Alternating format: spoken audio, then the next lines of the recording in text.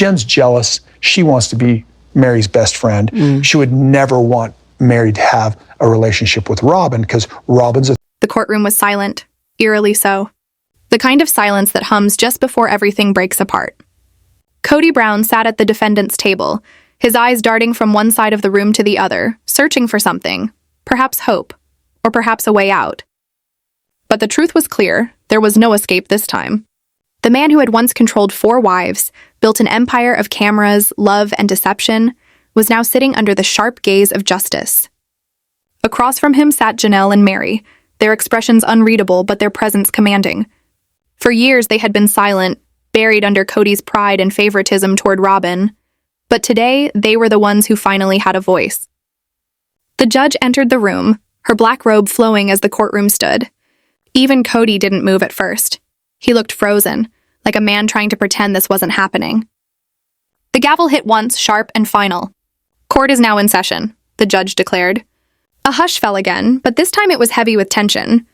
The whispers from the back benches faded as Robyn clasped Kody's hand tightly. She leaned closer, whispering something that sounded like a plea, but Kody shook his head, jaw tight, eyes cold. The confidence that once defined him had melted into desperation. Christine wasn't there physically, but her statement had been submitted to the court. Everyone knew it would sting.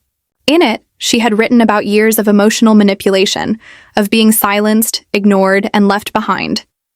Her words were powerful, raw, and damning. Janelle had submitted her own, detailing the financial betrayals, the money siphoned into Robyn's household, the broken promises over Coyote Pass. And then there was Meri's testimony, the quiet storm no one expected. She had been the most loyal, the most patient. But her letter to the judge ended with a single line that now echoed in Kody's head. He took everything from us. It's time he learns what that feels like. The judge began reading through the findings. Years of evidence, financial audits, and testimonies were laid out like open wounds. Kody's lawyer tried to object multiple times, but the judge wasn't swayed.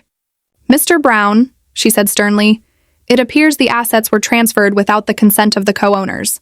Funds from shared family accounts were used exclusively for the benefit of one household. That, in this court's view, constitutes fraud and breach of trust." Robyn's grip tightened around his hand. Kody's breathing became shallow. "They can't do this," he muttered under his breath, but Robyn could see the panic setting in. This wasn't just a court hearing, it was the unraveling of everything he built. Meri sat still, her gaze firm but distant. Inside, her heart was pounding. She never wanted revenge, only closure. But as she watched Kody's face twist with disbelief, she realized that maybe justice was the only language he would ever understand. The judge continued, reading through the documents line by line. Coyote Pass, once intended for shared family ownership, will be reallocated according to each wife's financial contribution. This court recognizes Ms. Janelle Brown's substantial investment and Ms. Meri Brown's continued financial participation. Kody's head jerked upward. "What about me?" he demanded. His voice broke the silence like glass shattering. The judge looked up calmly.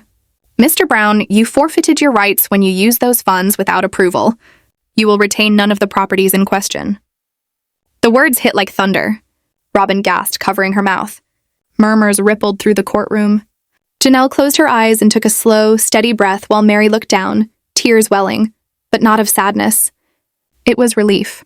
Years of struggle, of being told their voices didn't matter, had finally found an answer. Kody slumped in his chair, the bravado gone. The cameras that once loved him weren't there anymore. TLC had quietly stepped away, waiting to see what the fallout would bring. The man who once commanded the spotlight now sat in a shadow of his own making. Robyn whispered, "Kody will appeal this. We'll fix it." But even she didn't sound convinced. Her voice trembled, her hands shaking. For the first time, her mask cracked. Outside the courthouse, fans had gathered, some holding signs of support for Janelle and Meri, others shouting words that cut like knives. "Justice for Christine!" one woman yelled. "Karma for Kody!" screamed another. The chaos outside mirrored the storm brewing inside the courtroom. The judge wasn't done. "Mr. Brown," she said, looking directly at him, "this court also acknowledges multiple instances of financial concealment. Accordingly, restitution is to be made to Ms. Janelle Brown and Ms. Meri Brown for misappropriated funds. The total amount owed is to be determined following a financial review." Kody's lawyer leaned in, whispering something frantically, but Kody barely heard it. His mind was spinning. Everything was slipping away. Coyote Pass, his reputation, even Robyn's faith in him. He had spent years building an empire based on control. Now, in a matter of minutes, it was collapsing. Robyn stood abruptly, her voice cracking. "This isn't fair! He gave everything to this family." The judge raised a hand. "Mrs. Brown, you will sit down or be removed from this courtroom." The warning tone froze Robyn mid-sentence. She sank back into her seat, tears streaming down her face. Janelle looked at her, eyes steady but not cruel. "We all gave, Robyn," she said quietly. "We just didn't take from everyone else while doing it." The words lingered in the air, sharp and undeniable. Kody turned to Janelle, his face red with anger. "You were supposed to be my partner," he hissed. "You all turned on me." Meri's calm voice broke through. "No, Kody. You turned on us the day you chose control over family." The courtroom fell silent again, and this time even Kody couldn't find the strength to argue. The judge's pen scratched the final signature onto the ruling documents. "This court is adjourned," she said. The gavel hit, sealing his fate. The sound echoed in Kody's head long after everyone began to leave. Robyn stayed seated, shaking silently. Janelle and Meri walked out together, their steps slow but steady, the weight of years finally lifting off their shoulders. Reporters swarmed them, but neither said a word. Their silence was more powerful than anything they could have said. Kody remained seated, staring at the empty courtroom. His mind flashed through memories. His first marriage to Meri, the laughter of their early days, the hope they once shared. Then came the years of expansion, of pride, of ego. He remembered Christine's tears when she packed her things, Janelle's final goodbye, and the last time Meri walked away from his house without looking back. Robyn finally spoke, her voice barely above a whisper. "Kody, what do we do now?" He didn't answer. His jaw tightened, his eyes hollow. "We start over," he said finally, though his tone was lifeless. "We'll show them we don't need them." But deep down he knew there was no starting over. Everything that once defined him had been taken by his own choices. And now, sitting in that empty courtroom, Kody Brown realized that this was more than just a loss. It was his downfall. Outside, as Janelle and Meri reached their car, Meri turned to her and whispered, "It's over." Janelle nodded, her eyes soft. "No," she said quietly. "It's just beginning for us." The sun dipped behind the courthouse, casting long shadows on the ground. Inside, Kody still sat in silence, as if waiting for something to change. But nothing did. The world had moved on, and for the first time, Kody Brown had no one left to blame. The courthouse parking lot was buzzing with reporters, cameras flashing like lightning strikes in a storm. Kody and Robyn walked out last, their faces pale, their steps slow. Every lens turned to them, every microphone pointed in their direction.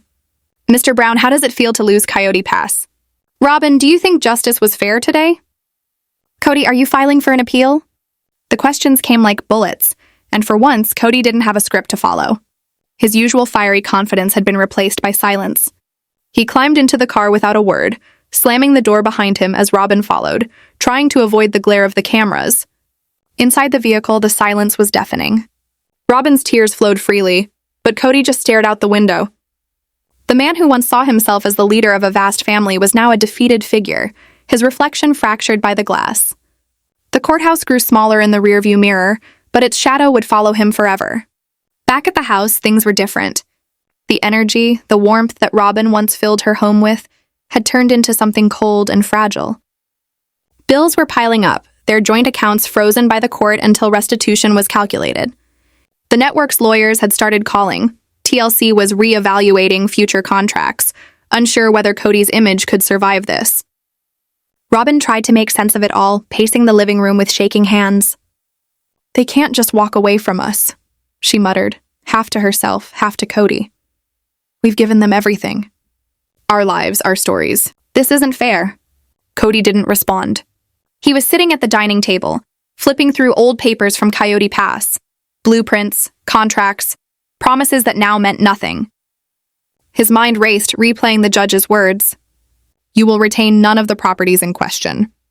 The echo was cruel. He slammed the papers down, sending a coffee mug flying. Robyn jumped, startled. "Kody?" she cried, running to him. "Stop, please. You're scaring me." But Kody's anger wasn't just about land or money. It was the humiliation, the loss of control. For years, he had believed that no one could touch him, that he was the architect of his destiny. But now, with the stroke of a judge's pen, that illusion was gone. "They humiliated me in there," he said through clenched teeth. "Meri, Janelle, they think they've won. But they've destroyed this family. They've destroyed everything." Robyn knelt beside him, tears streaming. "We'll figure this out. We always do." Her words were soft but unsure. She had been his anchor for years, but now even she felt the cracks forming. Deep down, Robyn knew she couldn't fix this. Not with money, not with love, not with faith. Meanwhile, across town, Janelle sat in her quiet living room, sipping tea and watching the news. The courtroom footage was everywhere. Kody's shocked face, Robyn's tears, the moment the gavel struck. It should have brought her satisfaction, but instead it brought a strange calm.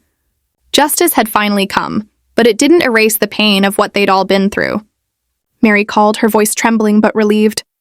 "Are you okay?" Janelle asked softly. Meri sighed. "Yeah, I think so. I can't believe it's over." Janelle smiled faintly. "It's not over, Meri. It's just peaceful now. For the first time in years." The two women talked for hours. About healing, about moving on, about what they would do with the land they'd fought so hard to reclaim. For Janelle, it was about stability. For Meri, it was about closure. Neither wanted to gloat. They just wanted freedom.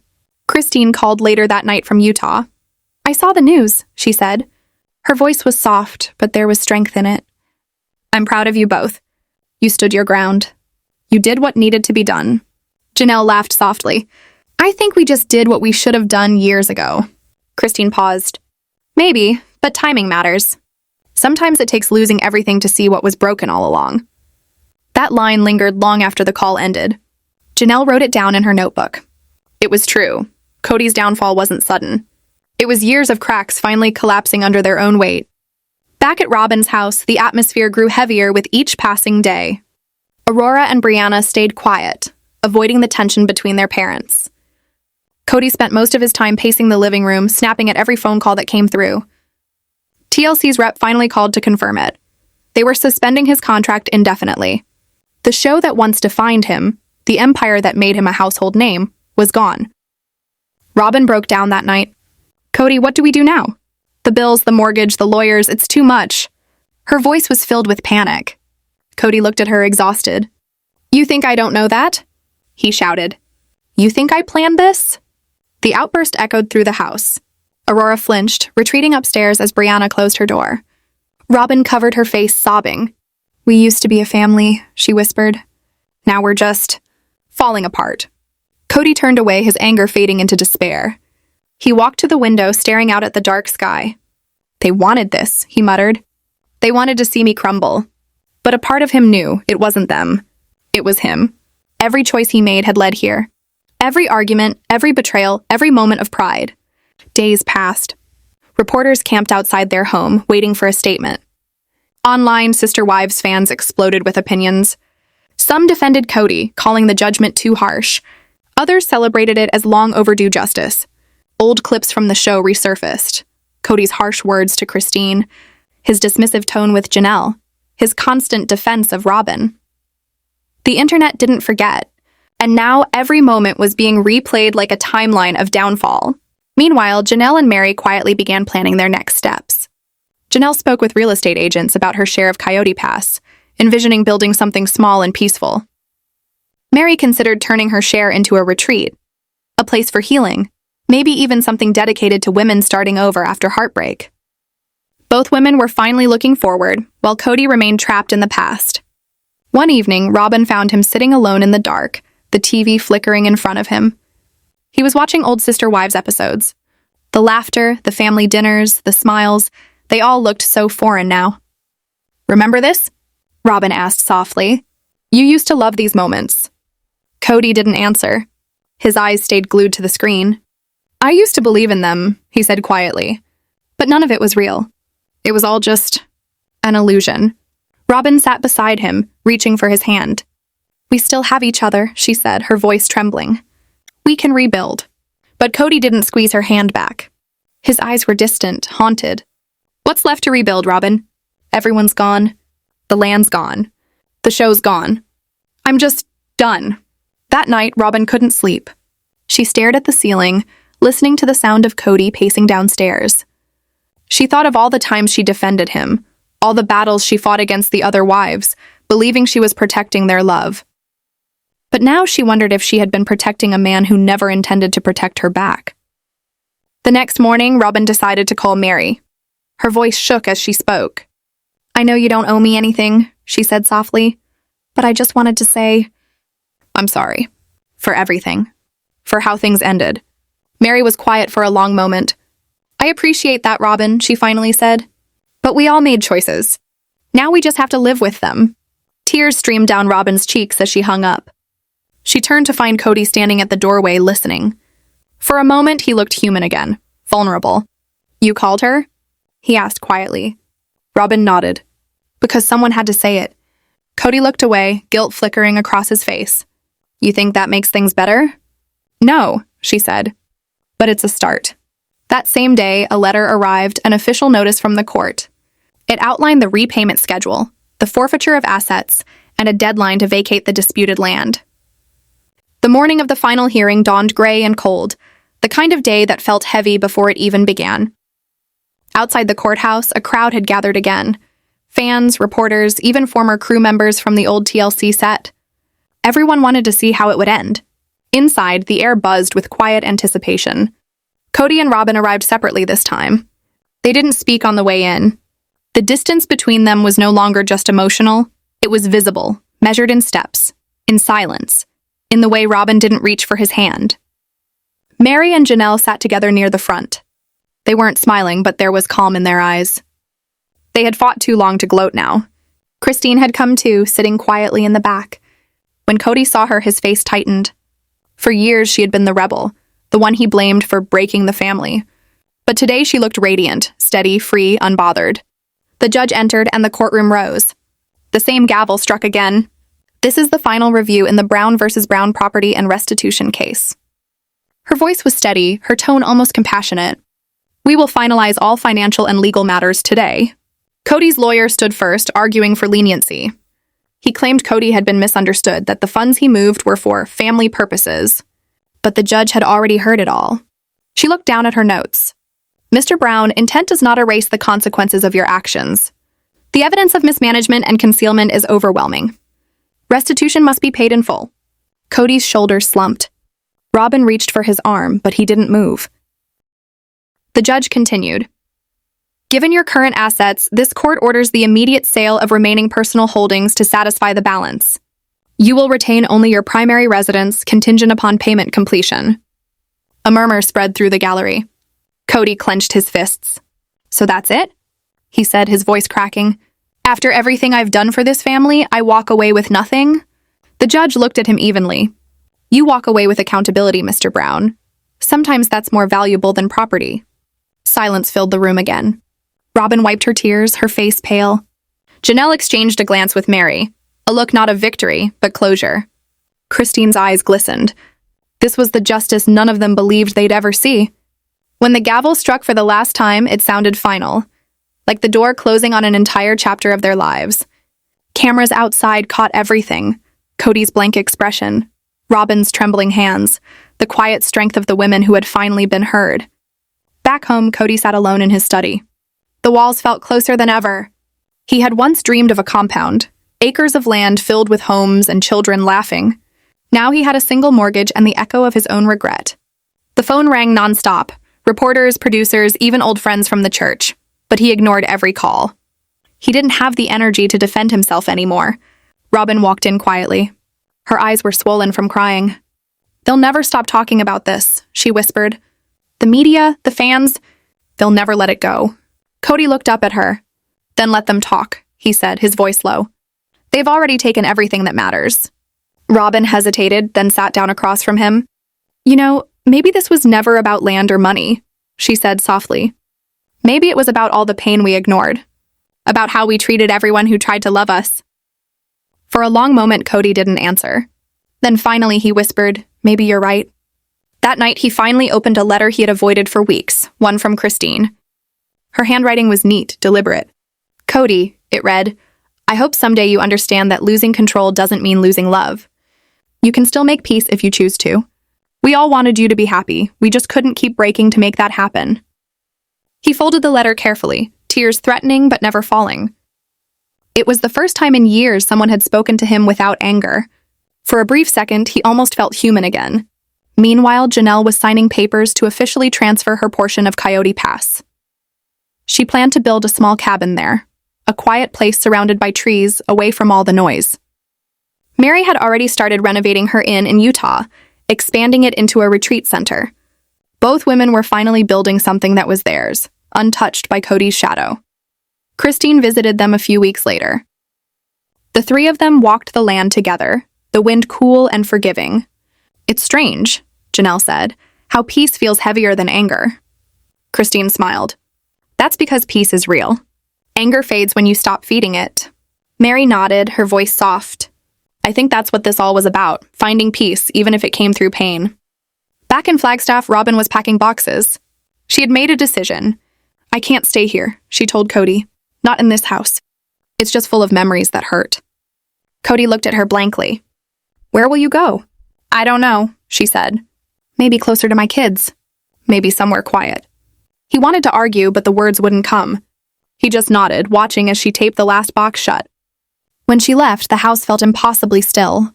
Kody wandered through the empty rooms, past the photos, the worn furniture, the echoes of laughter that used to fill the air. Every sound reminded him of what he'd lost, not just possessions, but people. Days blurred into weeks. The media storm began to die down. Fans moved on to new gossip, new shows, new scandals. But among Sister Wives followers, one thing remained clear. This was the end of an era. Then, one evening, Kody received a call from TLC. They weren't offering him another show, but they wanted to film one final interview, a closure special. At first, he refused. But later that night, sitting alone with Christine's letter beside him, he changed his mind. Maybe this was his last chance to say something real. The studio lights were harsh, but the room was quiet. Across from him sat the interviewer, a woman with kind eyes and a steady voice.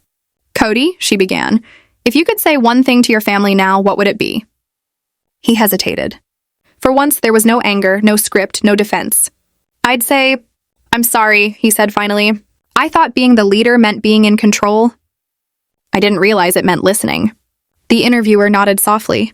"Do you think they'll forgive you?" Kody looked down. "I don't know, but I hope they find peace even if I'm not part of it." When the cameras stopped rolling, he sat in silence for a long time. Outside, the world kept spinning. A few months later, Meri, Janelle, and Christine gathered again, this time not for court, but for something gentler.